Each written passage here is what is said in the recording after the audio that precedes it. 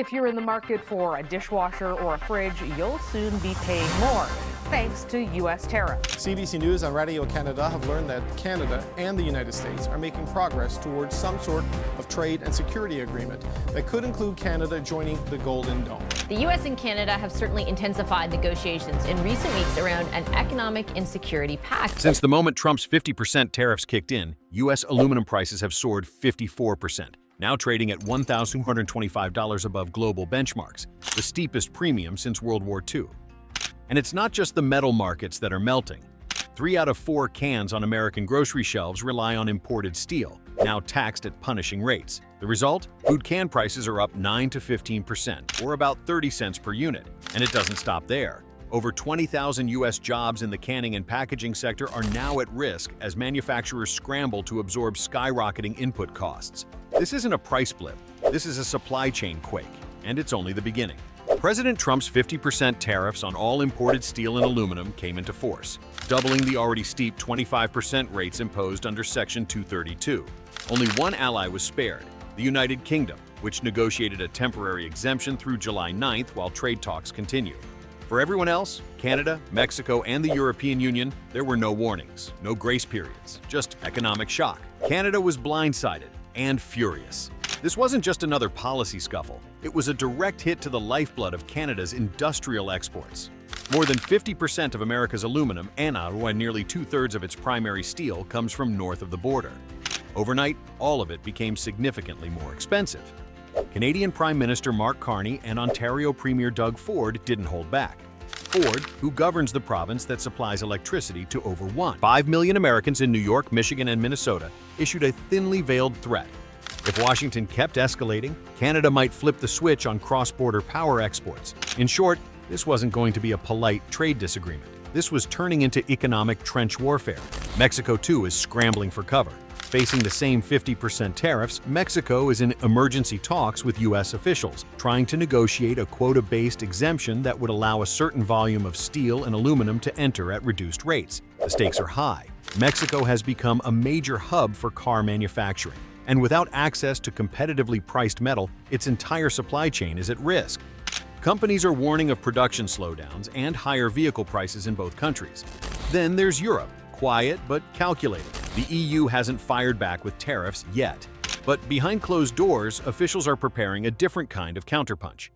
With U.S. buyers now snapping up global scrap metal to sidestep the tariff costs, Europe's recycling system is under pressure. That's forced Brussels to consider limiting aluminum scrap exports, a move that could set off a second wave of supply chain chaos, this time centered on raw materials needed for everything from EVs to solar panels.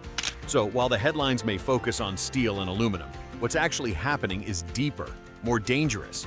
This isn't a single fight, it's a chain reaction, and every link in the global trade system is feeling the strain. In March 2025, the White House revived a familiar legal weapon, Section 232, a rarely used clause that lets presidents impose tariffs on the grounds of national security. The logic? That relying on imported steel and aluminum, no matter how friendly the source, was putting America at risk in a future crisis. According to Trump, economic security and national security were now one and the same. So the tariffs returned, first at 25%, and then, without warning, they were doubled to 50%. To Trump's base, this was a power move, a reset, a second shot at reshaping the industrial map of America. He promised not just more protection, but a full revival of forgotten towns, places where smokestacks once defined prosperity and where voters still feel burned by decades of globalization. This wasn't just economic policy, it was political theater with real stakes. Inside the West Wing, advisors framed the strategy as controlled disruption, an intentional jolt to force companies, investors, and even allies to recalibrate.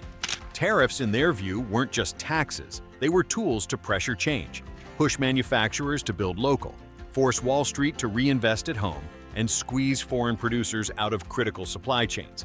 But behind the scenes, even some supporters warned it was a high-stakes bet.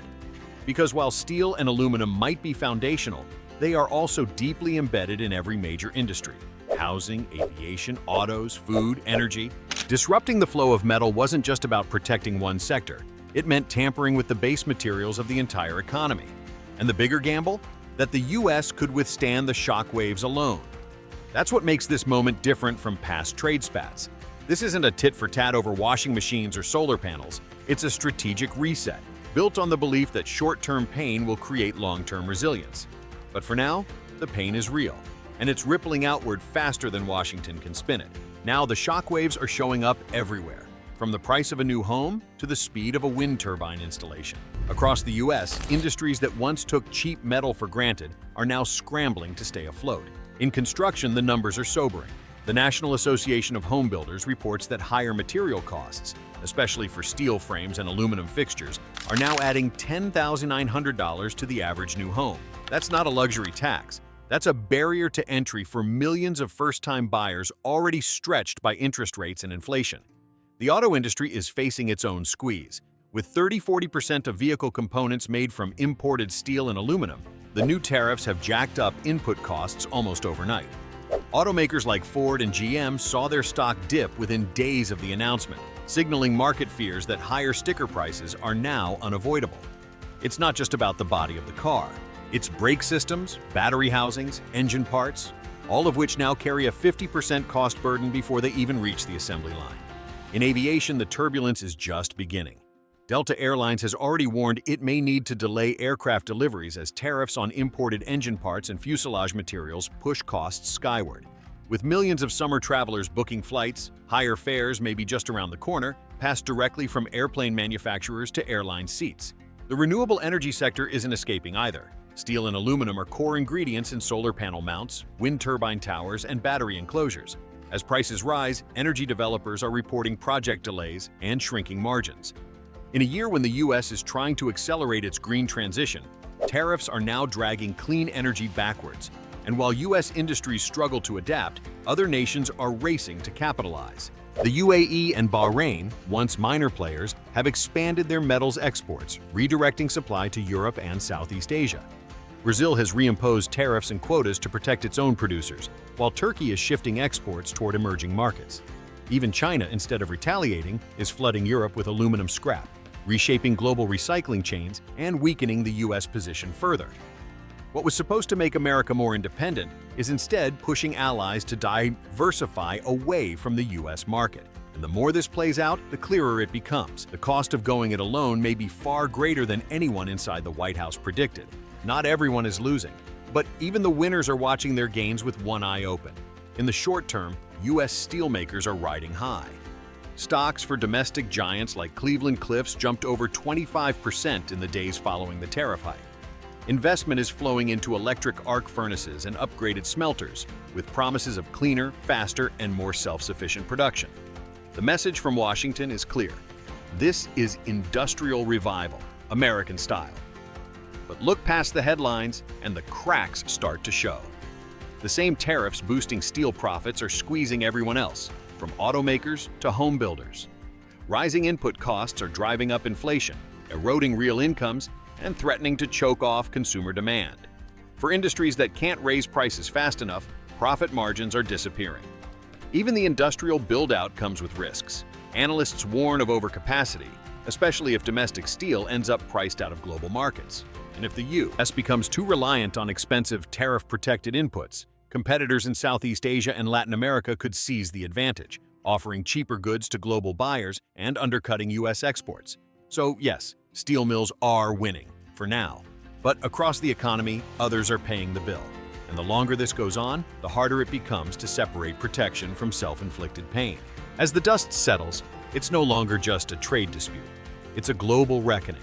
On June 15th, during a tense G7 summit in Canada, Prime Minister Mark Carney delivered a stark warning.